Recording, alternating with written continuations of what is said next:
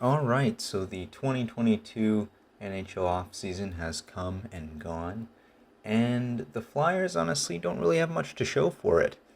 Of course, probably the biggest news is the acquisition of John Tortorella, hired him as their new head coach, and Tortorella is a really interesting character. I mean, he's very vocal. Obviously, he's fun to watch in his post-game interviews, and it's going to be interesting to see how he interacts with the Flyers lineup and see how he can kind of motivate everyone because last season was an absolute disaster. But overall, I like John Tortorella.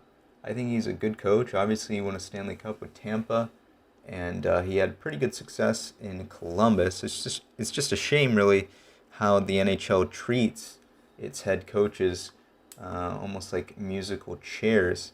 So I think he'll at least last one season, hopefully. But this team is definitely in a rebuilding state. They've been a bubble team for the longest time now, almost 10 seasons, I'd say. Definitely since 2014, just making it the playoffs one year, not making it the next year. And as such, they always seem to be high against the cap, but um, don't seem to be managed very well in terms of trades. And I'll definitely make other videos in analyzing past trades and how they affected the team. But for now, really, let's just focus on what they did in the offseason and perhaps how the upcoming season lineup's going to look like. They did land the fifth overall pick this season, so they went with a pretty decent center in Cutter Gauthier. And yeah, with prospects, you just have to kind of wait and see how they pan out. Will he make the lineup? Most likely not. With these kinds of things, it just takes time to develop them. But he apparently does have roots to Pennsylvania, so he most likely is pretty happy to join the Flyers. We'll see how he ultimately turns out. Definitely a good idea to kind of reinvest in a center after the departure of Claude Giroux. Still quite sad to see him go. But of course, we've seen what happened in the past with Nolan Patrick. Ended up being the second overall pick, and he didn't really do much of anything with the Flyers. Constant injury, and they didn't seem to give him a lot of ice time, so they just traded him away in the Ryan Ellis deal. But talking about Ryan Ellis, what's going to happen with him? Most likely, honestly, I don't think he's coming back. I honestly didn't even watch much of last season. It was pretty pathetic to see them just constantly lose and not have any sort of consistency with poor defense. So with Ryan Ellis, probably the star of the blue line, not coming back, that's a huge hit. I honestly don't think he's going to come back at all. He's most likely going to retire. But that does leave some leeway for other defensemen to kind of step in. We'll see what kind of youngsters can prove themselves this season.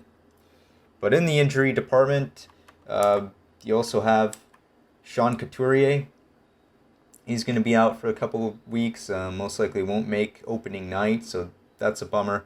I honestly think he's going to be the future captain of the Flyers.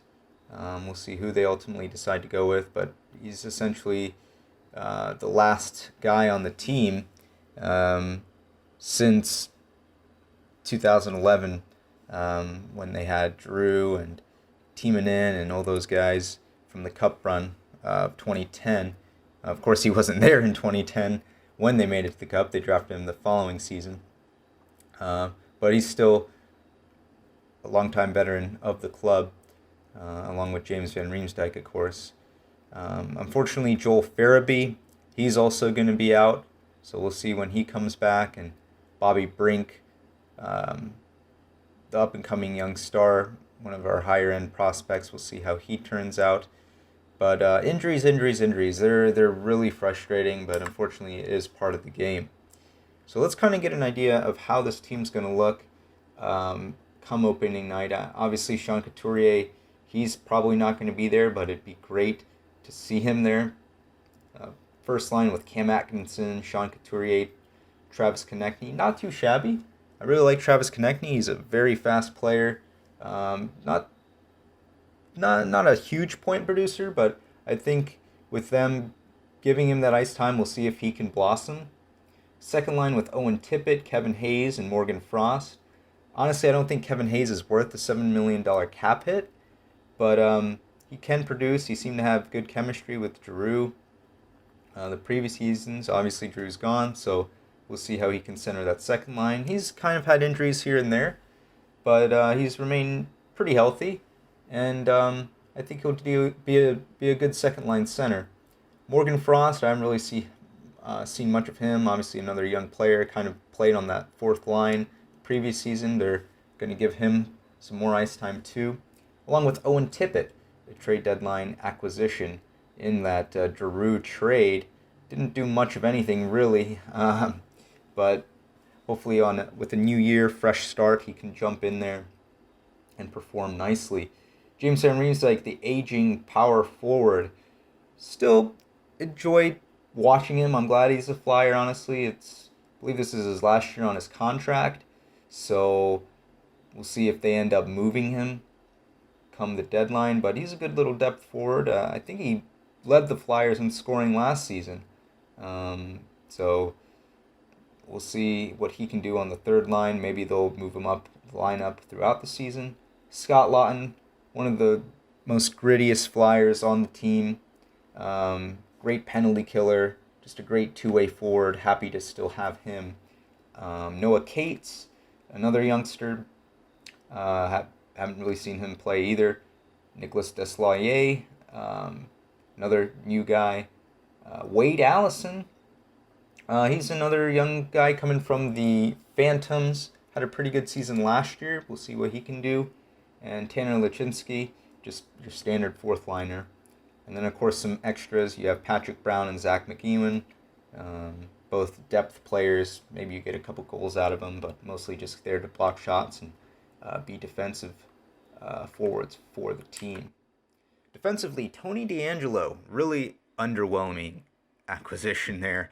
I mean, I don't know what they were thinking to get this guy.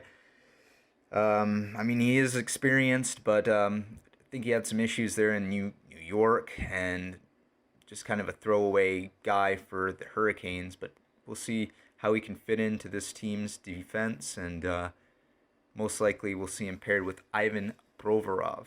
One of my favorite defensemen of the Flyers. I mean, he's born the same year as me, in 1997, and kind of always cheered him on since they drafted him in the first round in 2015, and he's kind of become a staple on the blue line. Unfortunately, had a down season last year. We'll see if he can remain healthy and help out on that blue line. The second defensive pairing is not too shabby. Rasmus Ristolainen, a really huge defenseman. Great at blocking shots, very physical guy. Just excellent to have in your top four. So no complaints there. Travis Sanheim, another longtime Flyer, 2014 first round pick. He's kind of suited up as a solid top four defenseman as well.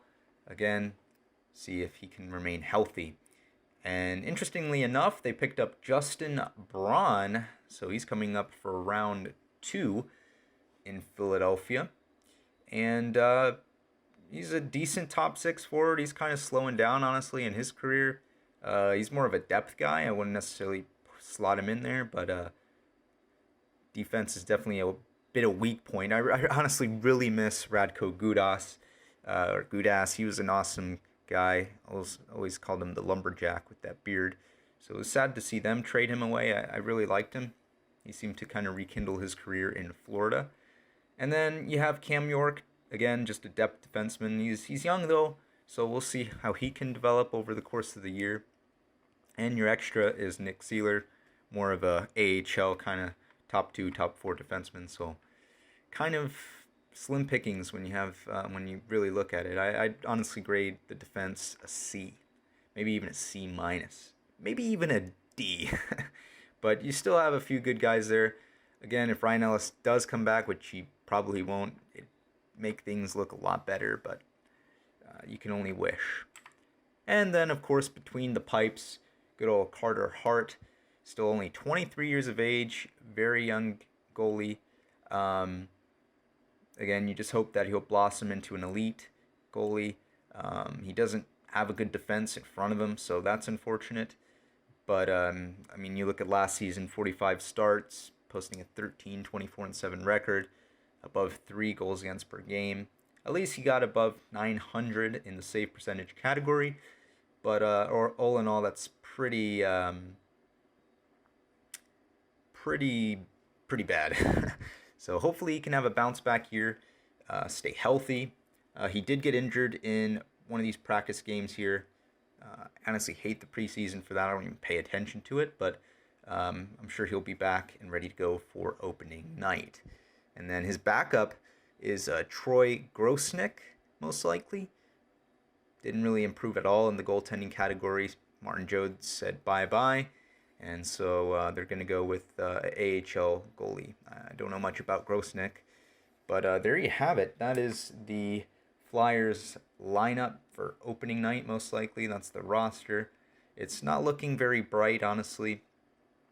I hope that they can improve the record, maybe by a few wins. Maybe they'll make an acquisition throughout the season, but I'm going to bet on a 27, 38, and 7 record. This team is not making the playoffs.